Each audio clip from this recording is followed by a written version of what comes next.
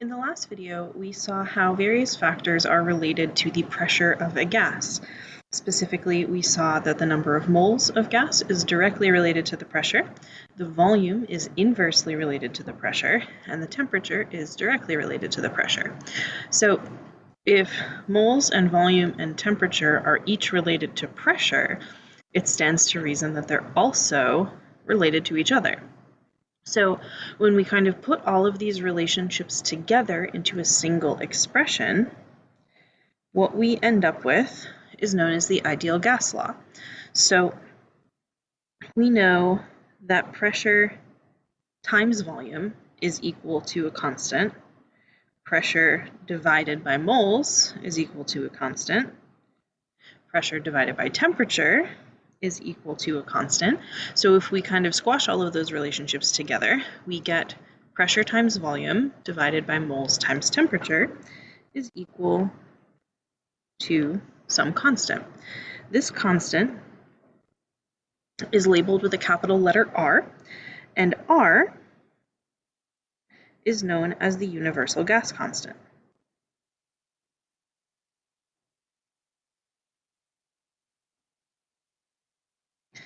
So the value of R varies depending on what unit you're working in.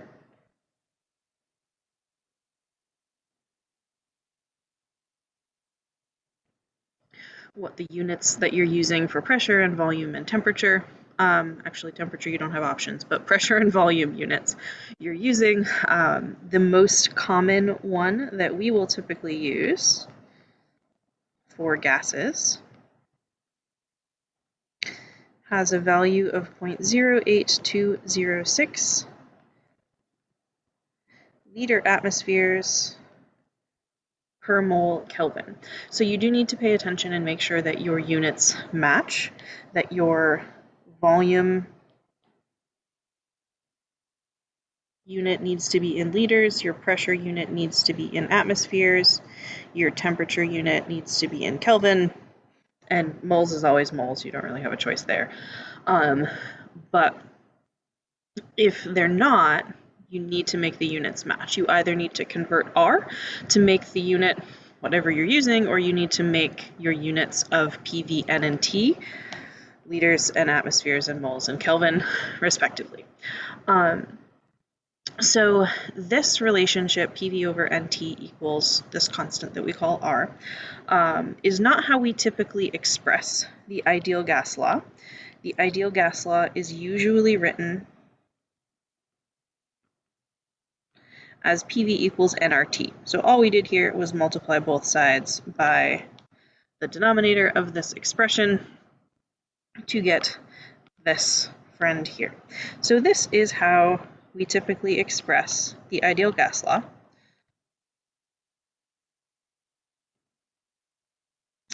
And the ideal gas law is useful to us because it relates all four of these variables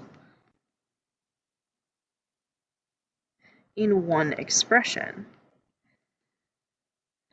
And from this, we can derive the relationship between any of these variables that we may need.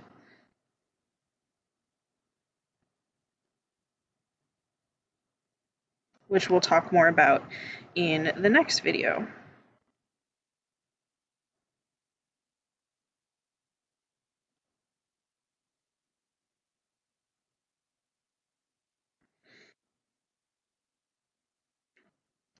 So we've seen, based on our ideas of molecular motion, how everything is related to pressure, but maybe we want to know how volume is related to temperature. We can now pull that out of the ideal gas law, or any combination of variables that we are interested in. So a quick note on pressure, specifically on the units of pressure. There are a lot of them.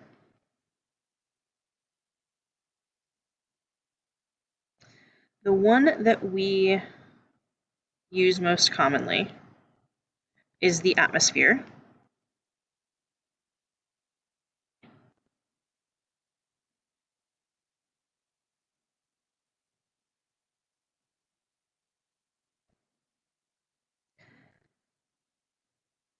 which is abbreviated ATM. Another common one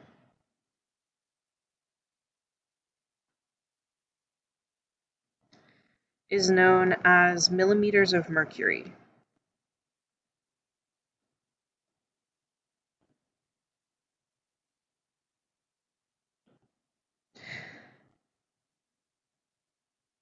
Which is symbolized mmHg, mm for millimeters, Hg is the element symbol for mercury, which comes from back in the day, old school way that we measured pressure, atmospheric pressure, was with mercury barometers.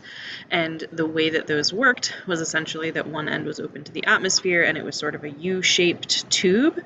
And the difference in height between the two sides measured in millimeters, and it's a mercury column inside, forgot that, tube filled with mercury. The difference in height in millimeters was what we measured the pressure as. So it was very literally how many millimeters higher is the mercury column on one side is where that unit comes from. And it still gets used relatively frequently. So if you need to convert between those two, 1 atmosphere of pressure is equal to 760 millimeters of mercury. That conversion factor is given to you. Anything else on your equation sheet, anything else I may want you to use, I would give you conversion factors as needed. So the ideal gas law allows us to, let's leave it there, I guess, allows us to convert or determine any of these variables if we know the other three. So for instance, we can determine how many moles of gas are in a sample that occupies a volume of 15 liters at 745 millimeters mercury and 28 degrees Celsius. So this type of problem, for instance, might be how you figure out how much product you produce in a reaction. If the product you're producing is a gas, you can't just weigh that on the scale like you do with a solid. So to figure out how much gas, how much product you actually produced, it's a lot easier actually to measure the volume if you can collect that gas and the pressure and the temperature and use the ideal gas law to figure out how many moles you produced. So why don't you take a moment and pause here and try to solve this on your own using the ideal gas law.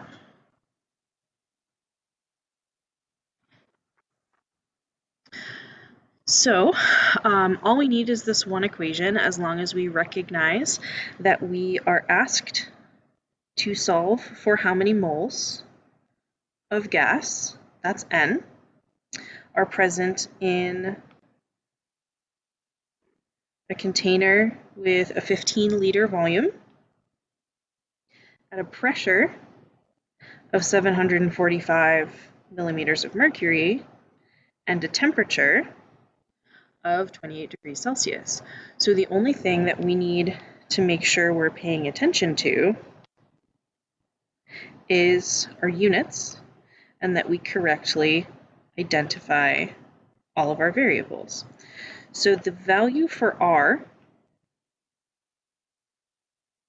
that we have readily available is 0.08206 liter atmospheres per mole Kelvin. So we need to make sure that our units all match appropriately.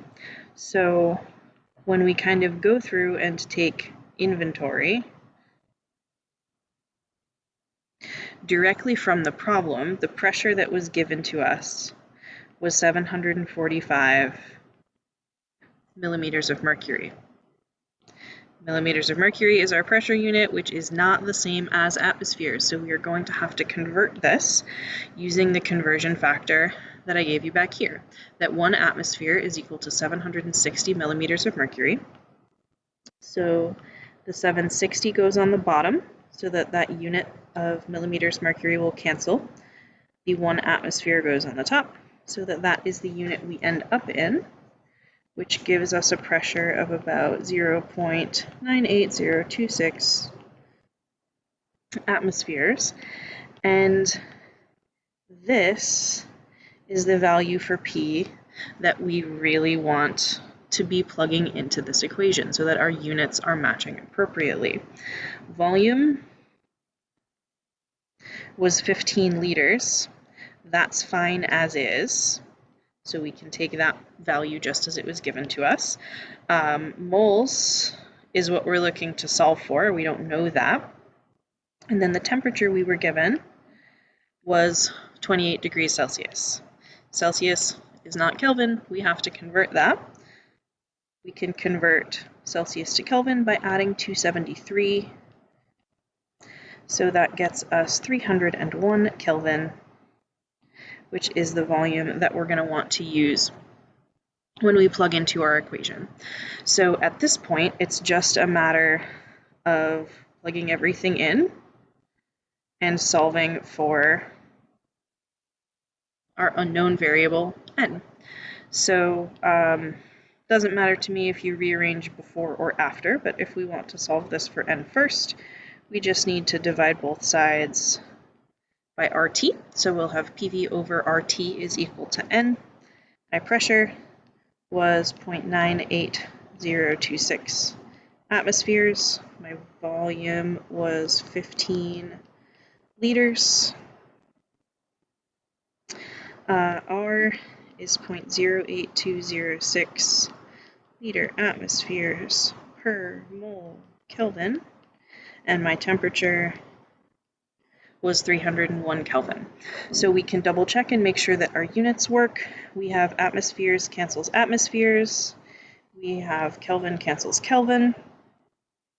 We have liters cancels liters, and the only thing that is left over is moles, and it is in the denominator of the denominator, which is the same thing as being in the numerator. So we end up in units of moles, which is exactly where we want to be, and we find that this container contains about 0.595 moles of gas particles using the ideal gas law.